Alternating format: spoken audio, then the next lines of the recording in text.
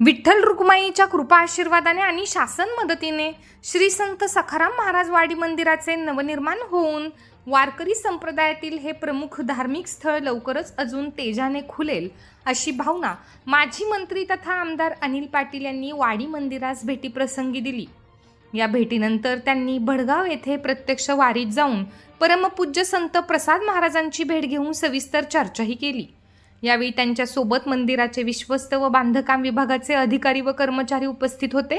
सुरुवातीला संपूर्ण मंदिर परिसराची पाहणी केल्यानंतर आमदार पाटील म्हणाले की हे मंदिर अमळनेरच नव्हे तर संपूर्ण महाराष्ट्रातील भाविकांचे श्रद्धास्थान असून लवकरात लवकर मंदिराचे नवनिर्माण होण्यासाठी प्रयत्न आहेत।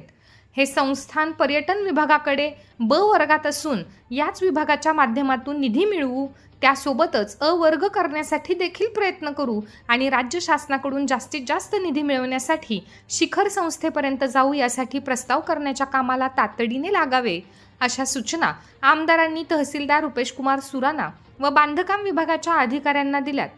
विश्वस्त मंडळाशी देखील त्यांनी पुढील हालचालीबाबत चर्चा करून घटनेच्या दिवशी दाखवलेल्या तत्परतेबद्दल त्यांनी अग्निशमन विभागाचे कौतुक केले।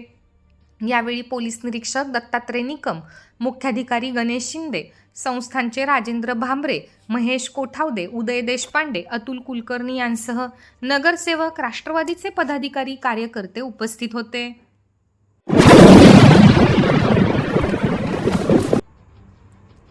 या दुर्घटनेमुळे अमळनेर येथील वाडी संस्थांच्या ऐतिहासिक, धार्मिक व आध्यात्मिक वारशाचे मोठ्या प्रमाणावर नुकसान झाले असून लाखो वारकरी आणि भाविकांच्या भावना या घटनेमुळे व्यथित झाल्या आहेत। या पार्श्वभूमीवर मंदिराच्या नवनिर्माणासाठी शासन नक्कीच मदत करेल अशी हमी उपमुख्यमंत्री सुनेत्रा पवार यांनी संत प्रसाद महाराजांना दिली।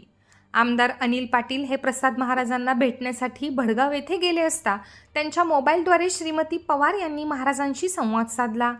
आमदारांनी महाराजांना माहिती देताना सांगितले की मुंबई येथे मुख्यमंत्री देवेंद्र फडणवीस यांची भेट घेऊन संस्थांच्या पुनर्बांधणीसाठी विशेष बाब म्हणून 15 कोटींचा निधी उपलब्ध करून देण्याची मागणी केली असून तसेच विधिमंडळातही पॉइंट ऑफ इन्फॉर्मेशन उपस्थित करून शासनाकडे आपत्कालीन निधीची मागणी केली आहे। मुख्यमंत्री, उपमुख्यमंत्री आणि शासन याबाबत सकारात्मक असल्याचे त्यांनी सांगितले। तर महाराजांनी देखील साक्षात विठ्ठल माऊली व लाखो भक्तगण आपल्या सोबत असल्याने चिंता नसल्याचे सांगितले। आमदारांनी महाराजांचे आशीर्वाद घेतल्यानंतर महाराज दिंडीकडे मार्गस्थ झाले। यावेळीही आमदारांसोबत असंख्य कार्यकर्ते उपस्थित होते।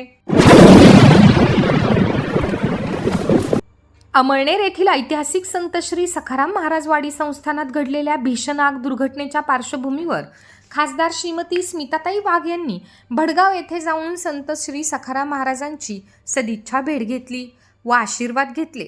या भेटीदरम्यान खासदार वाघ यांनी परमपूज्य प्रसाद महाराज यांच्याशी संस्थांच्या झालेल्या नुकसानीबाबत आणि पुनर्बांधणीसाठी आवश्यक त्या उपाययोजनांवर सविस्तर चर्चा केली। तसेच या संदर्भात शासन स्तरावर करावयाच्या पाठपुराव्याबाबतची माहिती त्यांनी महाराजांना दिली। हे ऐतिहासिक संस्थान या संकटातून लवकरच सावरून पूर्ववत उभे राहावे अशी भावना व्यक्त करत खासदार वाघ यांनी संस्थानाला सर्वतोपरी सहकार्य करण्याचे आश्वासन दिले।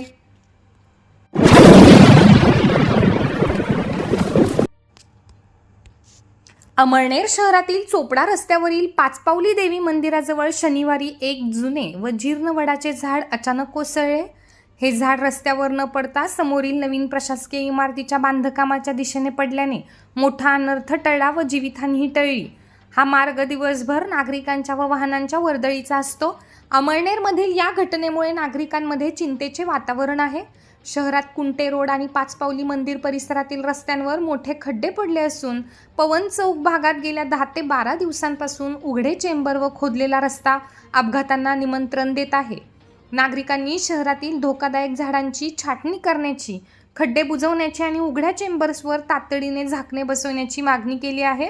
यावर मुख्याधिकारी गणेश शिंदे यांनी नागरिकांच्या सुरक्षिततेला प्राधान्य देऊन धोकादायक झाडांचे सर्वेक्षण व रस्त्यांची दुरुस्ती करण्याचे आदेश संबंधित विभागांना त्वरित देण्यात येतील असे आश्वासन दिले।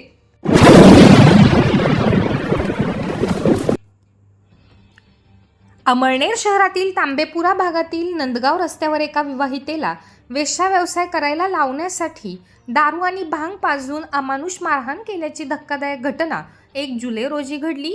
या प्रकरणी पीडित महिलेच्या फिर्यादीवरून पती, जेठानी आणि एका अनोळखी तरुणाविरुद्ध अमळनेर पोलीस ठाण्यात गुन्हा दाखल करण्यात आला आहे.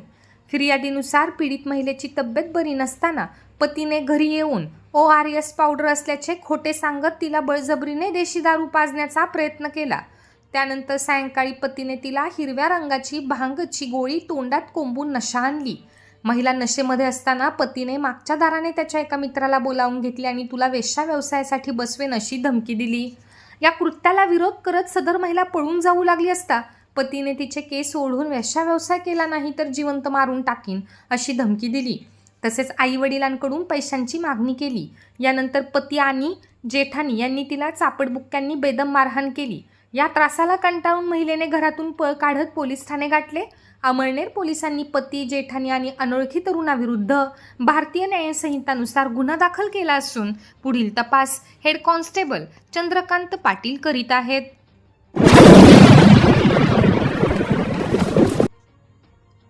मारवड येथील जिल्हा परिषद केंद्र शाळेत 3 जुलै रोजी युवा चैतन्य फाउंडेशनतर्फे 132 विद्यार्थ्यांना शैक्षणिक साहित्य किटचे वाटप करण्यात आले. तसेच विद्यार्थ्यांची पाण्याची सोय व्हावी म्हणून शाळेला 2 मोठे वॉटर जार भेट देण्यात आले. आयकर आयुक्त संदीप कुमार साळुंखे यांच्या कार्यातून प्रेरित होऊन फाउंडेशनचे संस्थापक अध्यक्ष इंजिनियर परेश मगर यांनी या अनोख्या उपक्रमाचे आयोजन केले होते. सरपंच भिकनराव पाटील यांच्या अध्यक्षतेखाली झालेल्या या कार्यक्रमाला केंद्रप्रमुख वैशाली पाटील, माजी प्राचार्य LG चौधरी, किशोर मगर, शाळा व्यवस्थापन समितीचे अध्यक्ष चंद्रशेखर साळुंखे आणि मुख्याध्यापक दत्तात्रय सोनवणे उपस्थित होते. यावेळी मान्यवरांनी विद्यार्थ्यांना निर्व्यसनी राहून उत्तम शिक्षण घेण्याचे आवाहन केले. या उपक्रमाचे मारवड पंचक्रोशीतून कौतुक होत आहे.